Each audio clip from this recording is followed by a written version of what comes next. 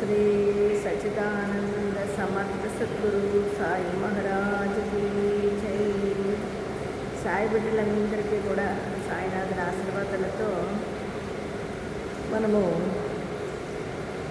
రోజు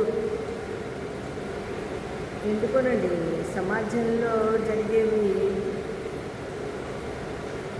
చెప్తే కొంతలో కొంత ఈ జనరేషన్ నేర్చుకుంటారన్న ఉద్దేశం మీద అలా చెప్పాలని బాబాగారి సంకల్పము.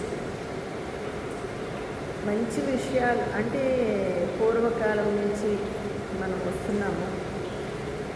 ఇది 4వ యుగము. 3 యుగాలు గడిచిపోయినాయి. ఈ 4వ యుగం కలియుగంలో ఉన్నాము. ఈ కలియుగంలో జరుగుతున్న ఘోరాలు నేరాలు మనకు తెలుసు, చాలామంది అనుభవిస్తున్నారు. కానీ ఇప్పుడు ఉండే ఈ యూత్, ఈ జనరేషన్లో విపరీతమైన అంటే అవి నిజంగా ఎలా ఉన్నాయంటే పెద్దవాళ్ళకి కూడా అంత చిక్కని విధంగా, మనల్ని సృష్టి చేసిన భగవంతుడు కూడా అంత చిక్కని విధంగా ప్రవర్తిస్తున్నారు.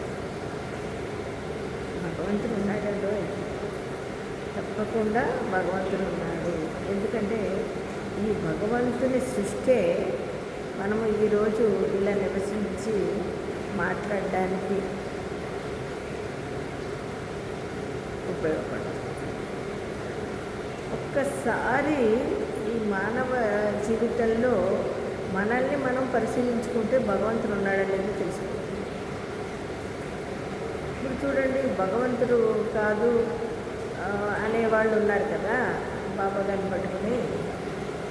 వాళ్ళు ఒక్కసారి అంటే బాబా గారిని వాళ్ళ నమ్మాలి, మీరు బాబా గారిని భగవంతుడిగా చేసుకోవాలని చెప్పట్లా.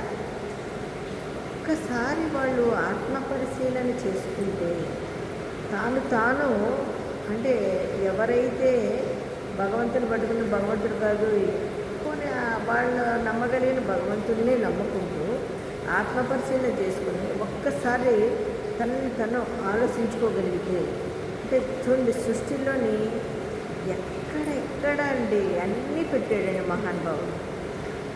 అవయవాలు పెట్టాడు, కళ్ళు, నోరు, ముక్కు, చెవులు. అసలు చూడండి మన దేహానికి మిషన్, ఇప్పుడు చూడండి ఏదైనా పని చేయాలనుకోండి, పలానా పెద్ద కంపెనీలు ఉన్నాయనుకోండి, ఈ మిషన్లు తయారు చేసినట్టు మానవుడు, ఈ మానవుడిని తయారు చేసిందే భగవంతుడు అయితే ఆయన ఎన్ని రకాలుగానండి.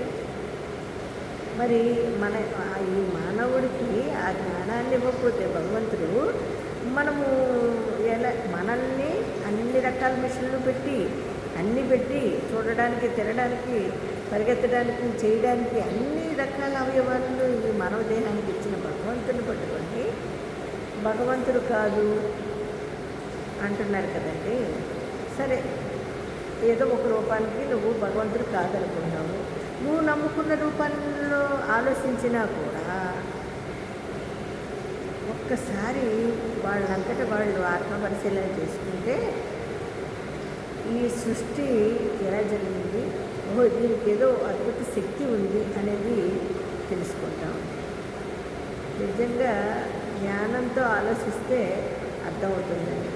మూర్ఖంగా ఆలోచిస్తే వాదన తప్ప ఏముండదు, ప్రయోజనం ఉండదు.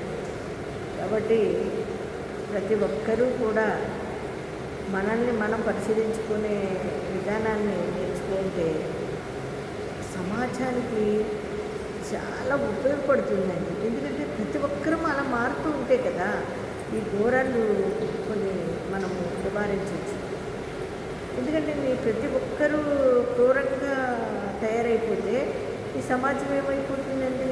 అందుకని ప్రతి ఒక్కరూ ఆత్మ పరిశీలనతో మనం తెలుసుకునే ప్రయత్నం చేయాలని కోరుకుంటున్నానండి నేను. మరి దీని మీద చెప్పుకోవాలంటే చాలానే ఉంది. ప్రతిమ విషయాలు రేపు మాట్లాడుకుందాం. అంతవరకు అందరికీ సాయిరాం.